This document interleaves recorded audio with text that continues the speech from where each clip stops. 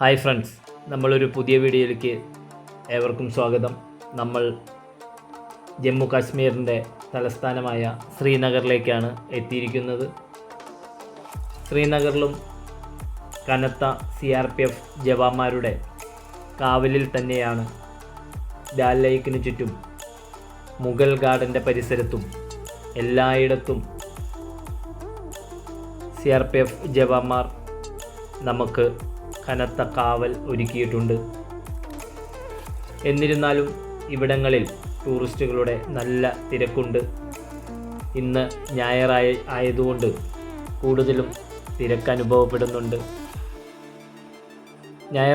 ഞായറാഴ്ചയായ കാരണം കടകളിൽ തിരക്ക് കുറവാണ്. പല കടകളും തുറന്നിട്ടില്ല ഇവിടങ്ങളിൽ. 10 വർഷങ്ങൾക്ക് മുന്നേ ഞാനിവിടെ സന്ദർശിച്ചിട്ടുള്ളതായിരുന്നു. അന്ന് ഇവിടെ ഇത്ര തിരക്കൊന്നും അനുഭവപ്പെട്ടിട്ടുണ്ടായിരുന്നില്ല. അന്ന് എന്തോ ഇവിടുത്തെ ജനങ്ങൾ വളരെ ടൂറിസ്റ്റ് പ്ലേസുകളിലൊന്നും സന്ദർശിക്കാൻ ഉണ്ടായിരുന്നില്ല. വളരെ മൂകമായിരുന്നു അവർ. ഇപ്പോൾ ജനങ്ങൾ റിലാക്സ് ചെയ്യുന്നു എന്നൊരു തോന്നലുണ്ട്. അവർ വളരെയധികം റിലാക്സായി ചെയ്ത് മുഗൾ ഗാർഡനിലും അതുപോലെ തന്നെ ഡാൽ ലേക്കിൻ്റെ പരിസരങ്ങളിലെല്ലാം നടക്കുന്നത് നമുക്ക് ഇവിടുത്തെ തദ്ദേശീയർ നടക്കുന്നത് കാണാൻ സാധിക്കും. തീവ്രവാദി ആക്രമണങ്ങളും ഇപ്പോൾ കുറവാണ്. ഞാൻ ശ്രീനഗറിൻ്റെ ഒരുവിധം മിക്കയിടങ്ങളിലും ബുള്ളറ്റ് ഓടിച്ച് പോയി. ഈ ഉൾഭാഗങ്ങളിലെല്ലാം നിങ്ങൾക്ക് കാണുന്നത് പോലെ ഉൾഭാഗങ്ങളിലെല്ലാം ഞാൻ എത്തി. ഇന്ന് എല്ലാ ഷട്ടറുകളും കടകളുടെ അടവാണ്. ഞായറാഴ്ച ഇവിടെ മുടക്കമാണ് എന്ന് തോന്നുന്നു. ഇവിടെ വണ്ടി ഓടിച്ചു പോകുമ്പോൾ ഗൂഗിൾ മാപ്പ് പറയുന്ന വഴികൾ എല്ലാം ശരിയായ ദിശയിലല്ല നമ്മളെ എത്തിക്കുന്നത്. തെറ്റ് സംഭവിക്കുന്നു. അതുകൊണ്ട് യാത്ര ദുഷ്കരമായിരുന്നു. ശ്രീനഗർ കാശ്മീർ മേഖലയിലെ ജമ്മു കാശ്മീരിലെ ഒരു നഗരമാണ്. ജമ്മു കാശ്മീരിൻ്റെ വേനൽക്കാല തലസ്ഥാനം കൂടിയാണിത്. നമ്മൾ കഴിഞ്ഞ കാലങ്ങളിലെല്ലാം പറഞ്ഞിട്ടുണ്ടായിരുന്നു. ശൈത്യകാലത്ത് അവർ ജമ്മുവാണ് തലസ്ഥാനമായി അവരുടെ തലസ്ഥാനം. ഇപ്പോൾ ഇവിടം കേന്ദ്ര ഭരണപ്രദേശമാണ്. സ്ഥലം നദിയുടെ തീരത്ത് കാശ്മീർ താഴ്വരയിലായി സ്ഥിതി ചെയ്യുന്നു ഈ ശ്രീനഗർ. ദാൽ തടാകം, അഞ്ചാർ തടാകങ്ങൾ എന്നിവയുടെ തീരങ്ങളിലുമായി ശ്രീനഗർ സ്ഥിതി ചെയ്യുന്നത്. അതുപോലെ ഇവിടെ പേരുകേട്ടതാണ് കാശ്മീരി ഷാൾ, കാശ്മീരി കമ്പിളി, പരവതാനികളുടെ നെയ്ത്ത്, രത്നങ്ങളുടെ നിർമ്മാണം തുടങ്ങിയവയും.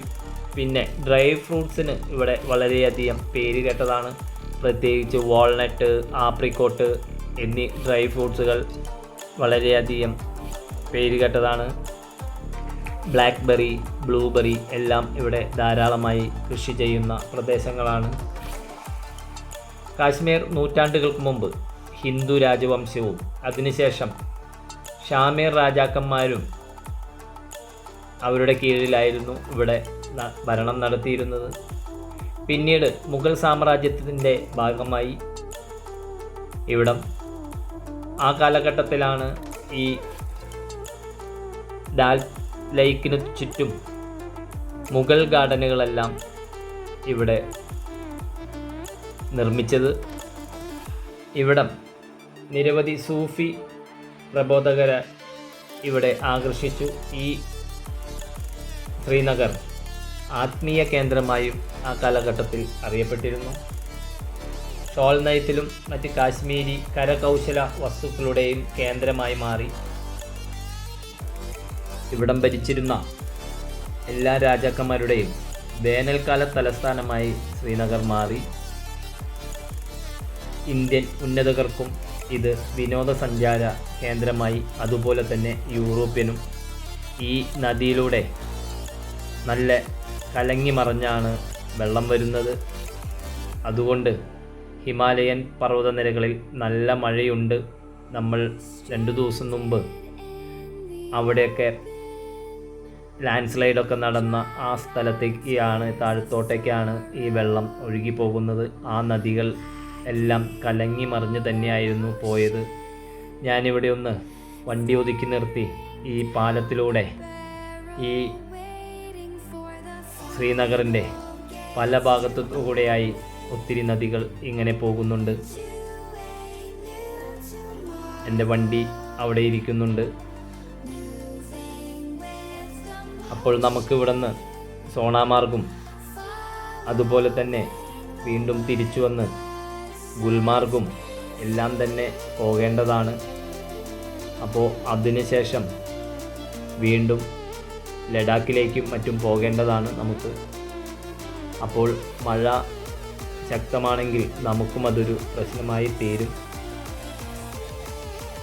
അങ്ങനെ ഇവിടുത്തെ പുരാതന ടൗണും ഒത്തിരി ചരിത്രം പേറുന്ന ഈ ശ്രീനഗറിൻ്റെ വീതിയിലൂടെയാണ് ഇന്നത്തെ എൻ്റെ യാത്ര. ഈ നഗരത്തിന് വളരെയധികം പഴക്കം ചെന്ന ചരിത്രമുണ്ട്. BC 631 ഈ നഗരം ചൈനീസ് സഞ്ചാരിയായ ഹുയിൻ സാങ് സഞ്ചരിച്ചതായി ചരിത്രം രേഖപ്പെടുത്തിയിരിക്കുന്നു. ഒരു പുരാതന നഗരവും ഒത്തിരി ചരിത്രവും പേറിയാണ് ശ്രീനഗർ ഇങ്ങനെ പോകുന്നത്. 8-ാം നൂറ്റാണ്ടിൽ ശങ്കരാചാര്യർ ഇവിടം സന്ദർശിച്ചു എന്നും ശങ്കരാചാര്യർ ഇവിടെ ഒരു ക്ഷേത്രം നിർമ്മിച്ചു എന്നും പറയപ്പെടുന്നു. ഈ താഴ്വാരം ഹിന്ദു മുസ്ലിം ഷിയ സുന്നി കലാപങ്ങളും ധാരാളം നടന്ന ഒരു സ്ഥലം കൂടിയാണ്. അങ്ങനെ ശ്രീനഗർ ജമ്മു കാശ്മീരിലെ കലാപത്തിൻ്റെ കേന്ദ്രവുമായി മാറി. ഇപ്പോൾ തീവ്രവാദം കുറഞ്ഞതിനാൽ ടൂറിസ്റ്റുകൾ വീണ്ടും ഈ താഴ്വാരത്തിലേക്ക് വരാൻ തുടങ്ങിയിട്ടുണ്ട്. 2019 ഓഗസ്റ്റിൽ ജമ്മു കാശ്മീർ സംസ്ഥാനത്തെ കേന്ദ്രഭരണ പ്രദേശമായി വിഭജിച്ചിട്ടുമുണ്ട്. ഇതാണ് അവരുടെ ഉൾഭാഗങ്ങളിലുള്ള ജനങ്ങൾ തിങ്ങിപ്പാർക്കുന്ന പുരാതനമായ രീതിയിൽ പണിത, പ്രത്യേക രീതിയിൽ ചൂള ഇഷ്ടികകൾ കൊണ്ട് പണിത് അത് തേക്കാത്ത നല്ല മനോഹരമായ ഒരു റെസിഡൻസ് ഏരിയയാണ്. ഇങ്ങനെ ഇന്ന് ഞാൻ ഈ ശ്രീനഗറിൻ്റെ ഒട്ടുമിക്ക എല്ലാ ഉള്ളേരിയയിൽ കൂടിയുമാണ് ഞാൻ യാത്ര ചെയ്തത്. ഇവിടെയെല്ലാം നിർത്തി എനിക്ക് ക്യാമറയും പിടിച്ച് ഉൾഭാഗങ്ങളിൽ നടക്കണമെന്നുണ്ട്. പക്ഷേ എന്തോ ഒരു പേടിപ്പെടുത്തുന്നു എന്നെ ഇവിടം. അതുകൊണ്ട് അതിനുള്ള ആ ഒരു റിസ്ക് ഞാൻ എടുക്കാൻ തയ്യാറായില്ല എന്നു മാത്രം. വീണ്ടും അവിടെ നിന്ന് ഡാൽ ലേക്കിൻ്റെ പരിസരത്തിലേക്ക് എത്തി. നമ്മൾ ഈ വലത്ത് സൈഡിൽ കാണുന്നത് ഡാൽ ലേക്കാണ്.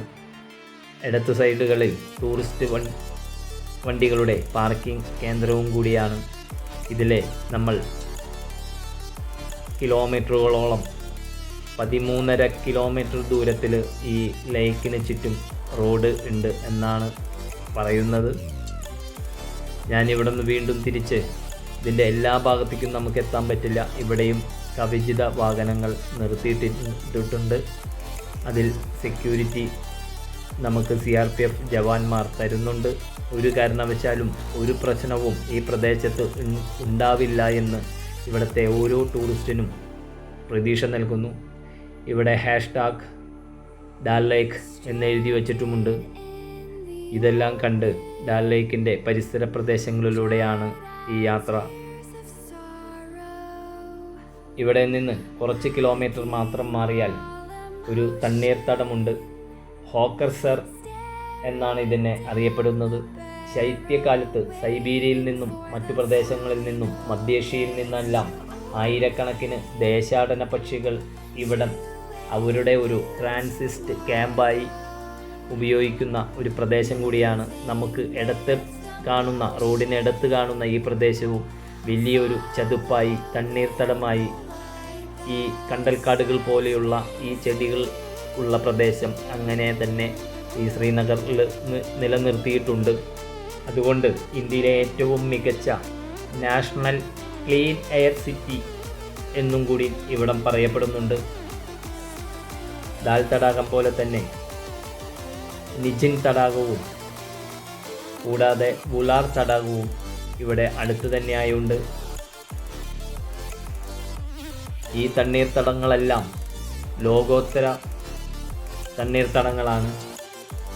ഇതിൽ ഏഷ്യയിലെ തന്നെ ഏറ്റവും വലിയ ശുദ്ധജല തടാകങ്ങളിൽ ഒന്നാണ് വുലാർ തടാകം.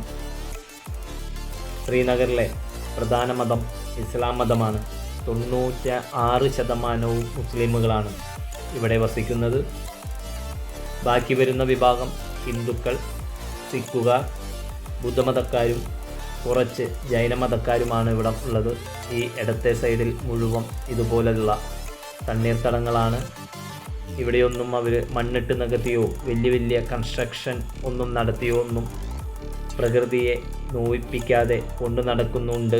ശ്രീനഗറിൽ നിരവധി മതപരമായ പുണ്യസ്ഥലങ്ങളുണ്ട്. ഹസ്രത്ത് ബാൽ ദേവാലയം, അതുപോലെ തന്നെ ജുമാ മസ്ജിദ്.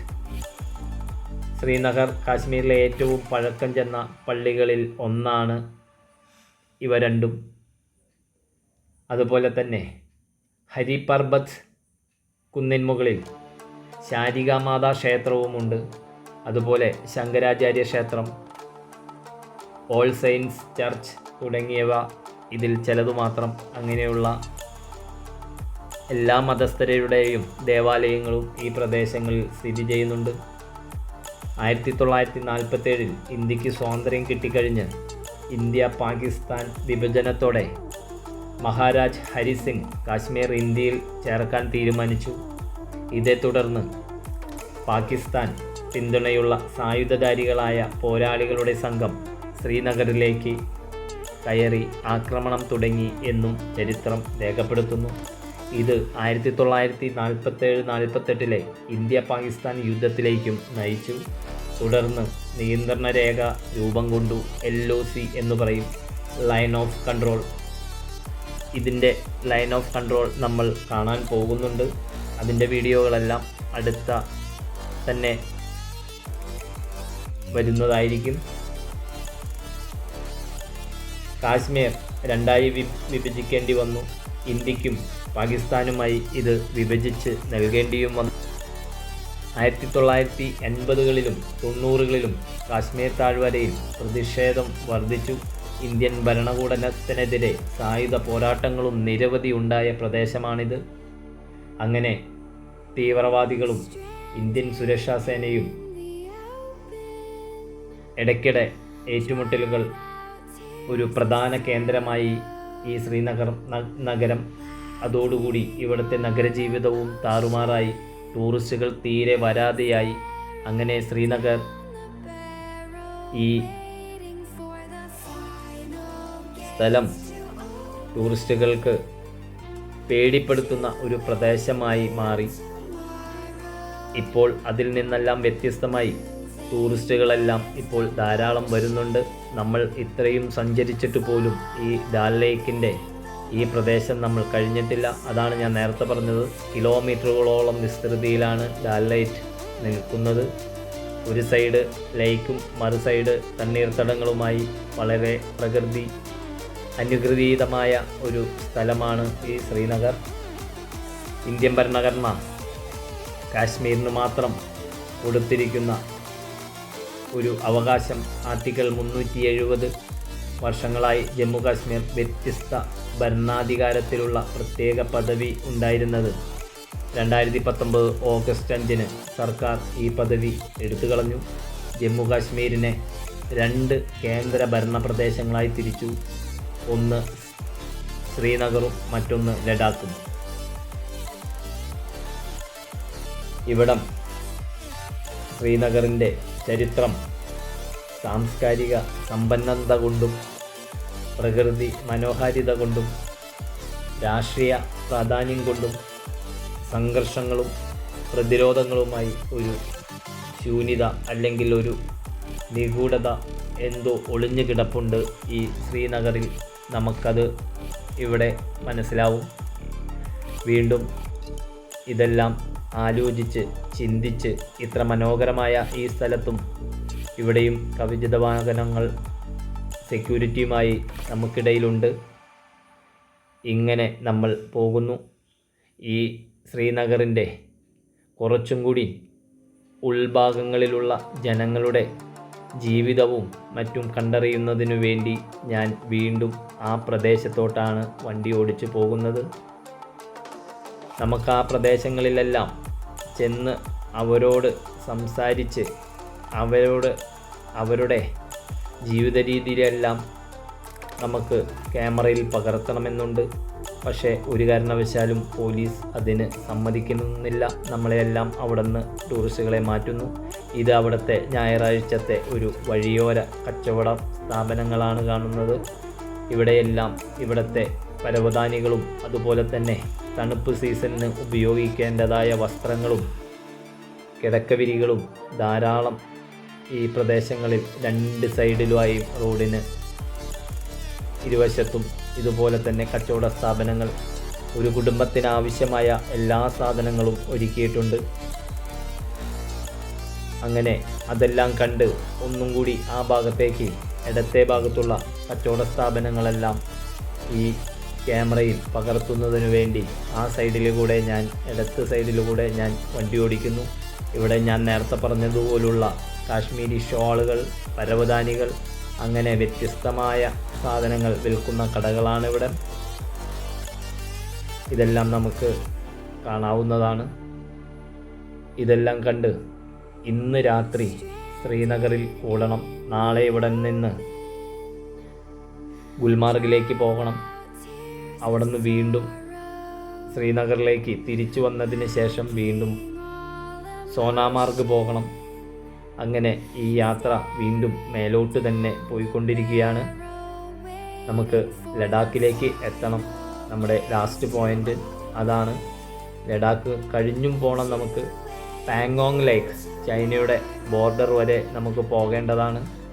ഇവിടെ ഒത്തിരി വഴിവാണിഭ കേന്ദ്രങ്ങളുണ്ട്. നല്ല നല്ല ഡ്രസ്സുകളുണ്ട്. വലിയ തണുപ്പിന് പ്രതിരോധിച്ച് നമുക്ക് കിടന്നുറങ്ങുന്നതിന് വേണ്ടിയുള്ള പുതച്ച് കിടക്കുന്നതിന് വേണ്ടിയുള്ള ഷീറ്റുകളും അതുപോലെ തന്നെ തള്ളുവണ്ടിയിൽ ഐസ്ക്രീം വിൽക്കുന്നവരും ധാരാളം കുടുംബങ്ങളിൽ നിന്ന് ആൾക്കാർ വന്ന് ഇതെല്ലാം പർച്ചേസ് ചെയ്യുന്നുമുണ്ട്. അങ്ങനെ ഈ ഞായറാഴ്ചത്തെ ചന്ത കണ്ട് അല്ലെങ്കിൽ മാർക്കറ്റ് കണ്ട് നമുക്ക് ഇന്ന് ശ്രീനഗറിൽ കുറച്ച് ഭാഗങ്ങളും കൂടി പോകണം. അടുത്ത വീഡിയോയിൽ മറ്റ് ഭാഗങ്ങളെല്ലാം ഡാൽ ലേക്കിൻ്റെയും അതുപോലെ തന്നെ ഇവിടുത്തെ ഉൾപ്രദേശങ്ങളുടെയെല്ലാം വീഡിയോ കണ്ട് നമുക്ക് വീണ്ടും ഈ സഞ്ചാരം തുടങ്ങാം. അതുകൊണ്ട് എൻ്റെ വീഡിയോയ്ക്ക് നിങ്ങളെല്ലാം സപ്പോർട്ട് ചെയ്ത് സബ്സ്ക്രൈബ് ചെയ്യണമെന്ന് പറയുന്നു. വീണ്ടും നമുക്ക് അടുത്ത വീഡിയോയിൽ കാണാമെന്ന് പറഞ്ഞുകൊണ്ട് ഞാൻ നിർത്തട്ടെ. ഈ ശ്രീനഗറിൻ്റെ എല്ലാ ദൃശ്യങ്ങളുമായി നമുക്ക് വീണ്ടും കാണാം.